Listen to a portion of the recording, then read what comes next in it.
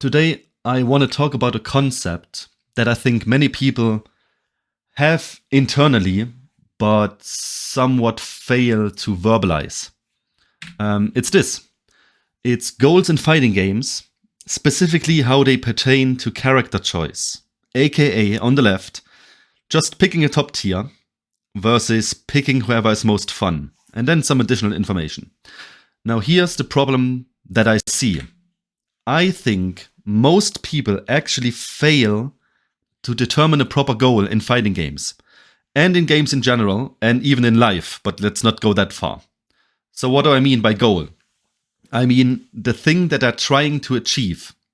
And I think because they fail to determine it, they fail their character selection, and they actually fail how they play the game. So here are some examples. Maybe you don't really need a goal. Maybe your goal is basically to have fun.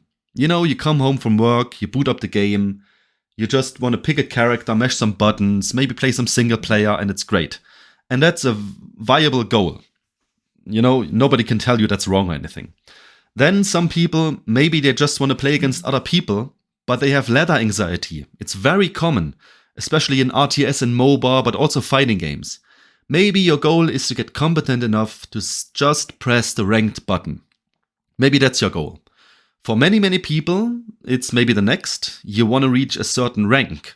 You know, most fighting games and games in general nowadays have a ladder system from bronze to diamond or master and so on.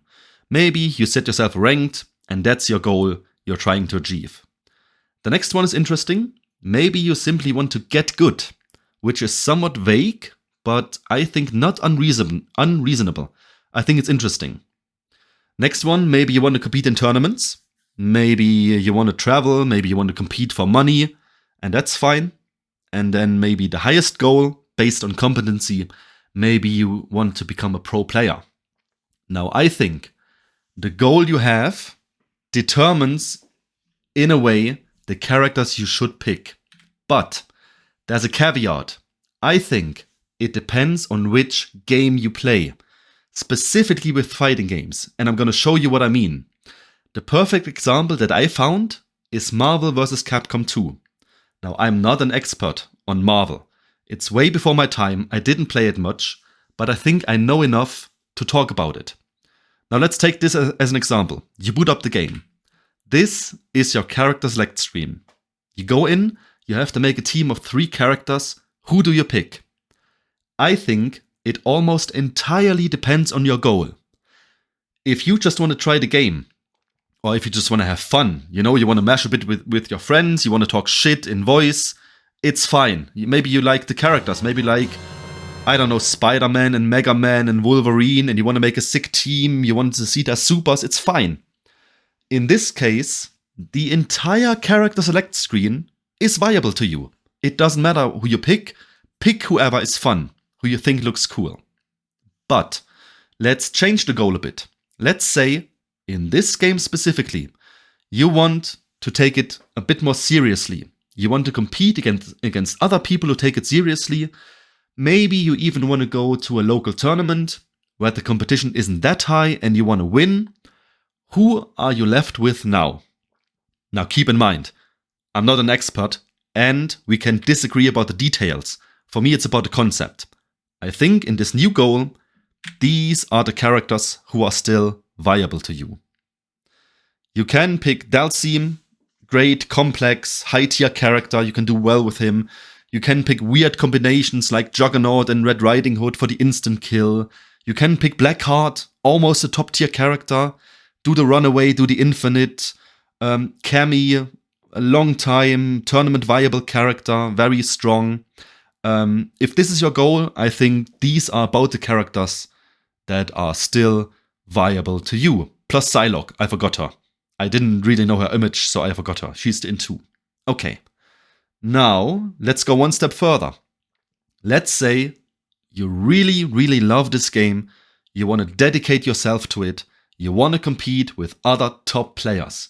You go to some tournament, you go into the hotel, into the room, and you have the top player sitting there. You got, I don't know, Justin Wong, you got Yipes, Clockwork, Josh 360. and you really want to hang with these guys, you want to compete, who is left for you to pick?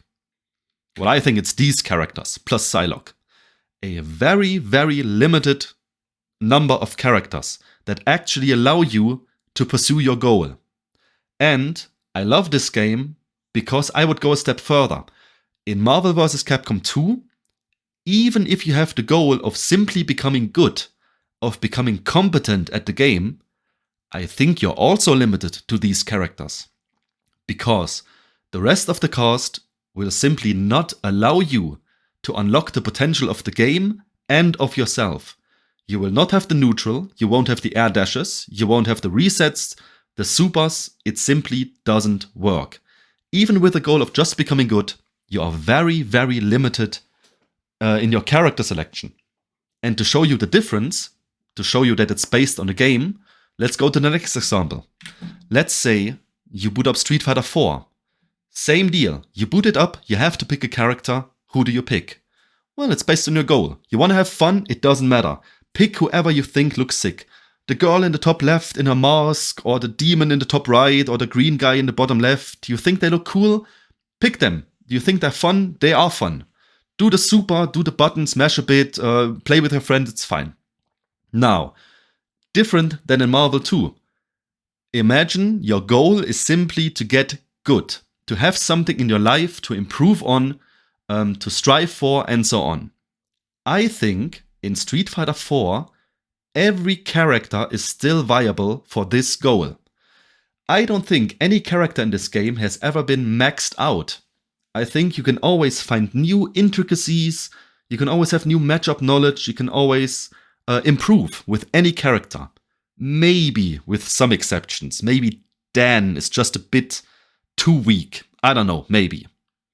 Okay, change the goal again. Let's say you want the top level. You go to Capcom Cup, you go to EVO, the biggest tournaments, and you want to win.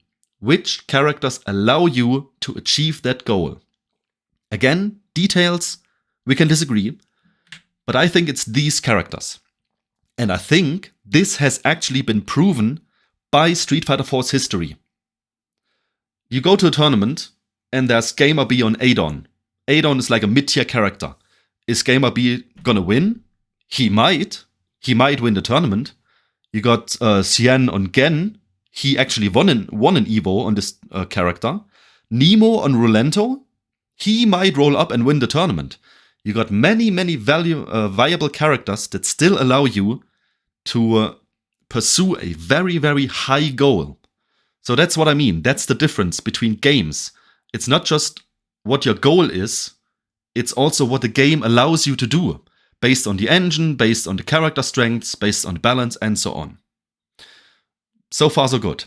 Now I think I'm going to include this next example because I think for most people, online rank is very important. And I'm going to go to the next game of Street Fighter 6. And this is something a bit weird. I talked about this in the past and people didn't really agree, but I think I'm right. These are all the ranks available in Street Fighter 5. On the left with icons and on the right there's the distribution. Now it's an old image, it's from 2020, but I don't think the distribution has changed a lot. Now again, what character should you pick if you want different ranks? Say you want to reach silver rank. Who are you going to pick? Well, it doesn't matter. To get to silver rank, you focus on fundamentals, you anti-air, you learn bread and butter combos, maybe a max punish combo, and you practice that and it's going to be fine. Okay, different goal. What if you want to become Warlord? Well, in Street Fighter 5, actually, I think you can still do it on every character. And I'm pretty sure nowadays we have a Warlord player on every single character. I'm pretty sure about that. But I think there's a difference in difficulty. And my favorite example is Diamond. Look at Diamond. For many people, Diamond is, I think, the cutoff point between a competent player and sort of a for fun player. In all games, not just fighting games. League of Legends, Diamond is pretty high rank and so on. So let's say you take Street Fighter 5, you want to get to Diamond. Which character do you pick? Here's the cast. Which character is going to enable you to do this best? Now keep in mind, this is a very specific goal. This person wants to get to diamond and he doesn't care how you get there. Now here are my suggestions, just as an example. Look at the top 3 characters. Blanca, Abigail and Fang. All 3 of these characters are bottom tier or low tier. Nobody can tell me they're above that. They're pretty much trash characters in this game. But if you want to get to diamond, they are a prime pick. Because they have very specific strengths. They need matchup knowledge and reactions out of your opponent. He's not going to be able to deal with them. They are pretty rare. They're not going to know the frame data and so on. If you want to get to diamond, pick one of these characters, learn their basics, and you're going to be good to go. I believe that. Now look at the bottom character, Karen. Karen has been a top tier character for most of Street Fighter V's life. I think nowadays she might be high tier. She's not lower than that. But is she a good pick if you just want to get to diamond? I don't think so. Because her strengths are different. They are based on fundamentals. You need footsies, you need confirms, you need counter hit confirms, anti-airs. She might allow you to get to Warlord quicker, but if your goal is simply diamond, you don't need all this. You can pick a simpler route. Okay? Now that's a very specific case, but I might come back to it later. So far I hope I made all my points clear about the different characters and your goals that you need to have. So now I'm going to give you a specific example, which is myself and Street Fighter 6. Oh yeah, and by the way, the top players you can see, their goal was to win tournaments. So what did they do when Luke came out? Like 50% picked Luke. They want to win tournaments. Luke is probably the strongest character.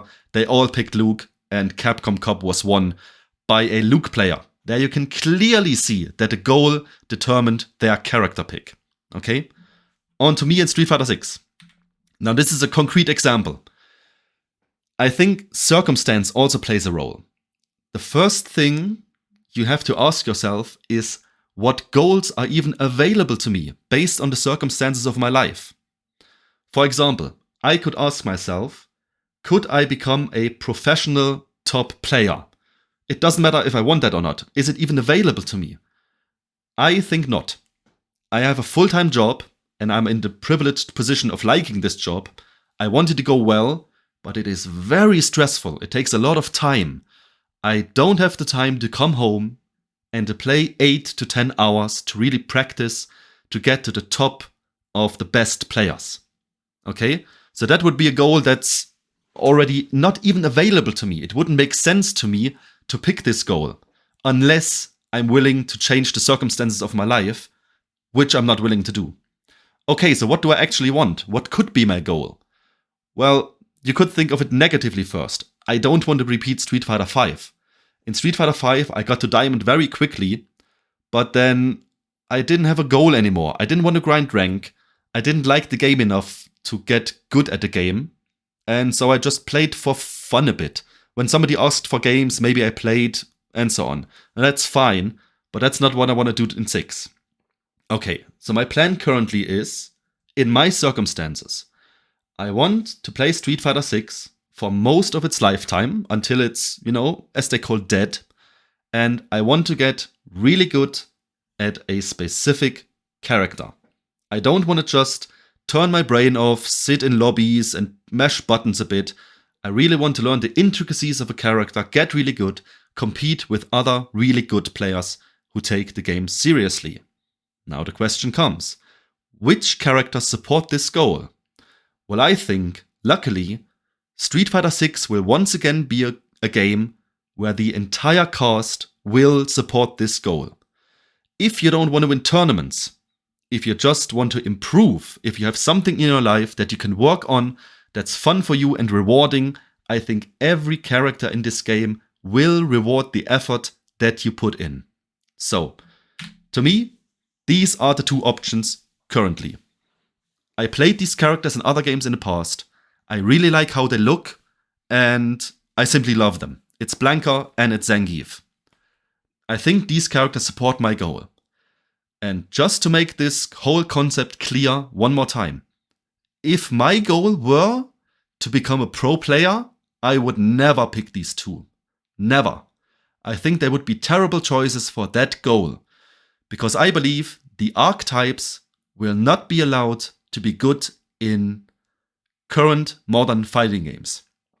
On the left blanker, the weird knowledge, reaction check, gimmicky, surprise your opponent character, he won't be good. Nobody wants to play against that. And on the right, the archetypical slow approach grappler, weak neutral, he also will not be good. They might be top tier on release, but over time, they will get weaker and weaker and weaker. I'm fairly certain that this is the case. So for that goal, they would be terrible. For my goal, they are perfectly fine. I can have fun with them. I can achieve my goal. And I think that's great. These are my thoughts so far. Of course, this is all very surface level. You could make this more and more complicated. You can do a 2-hour video. You could make arguments that in any case you have to pick characters that are fun, because otherwise you won't stick with the game if you're not very, very dedicated and so on. But that's too complicated. That's it for me so far. I'm gonna read the chat now. Keep in mind, I don't care about the details. If you think in Marvel vs. Capcom 2 Iceman is viable on tournament level, that's fine. It's just about the concept for me. And thank you for listening. And that's it. Let's see what the chat has to say.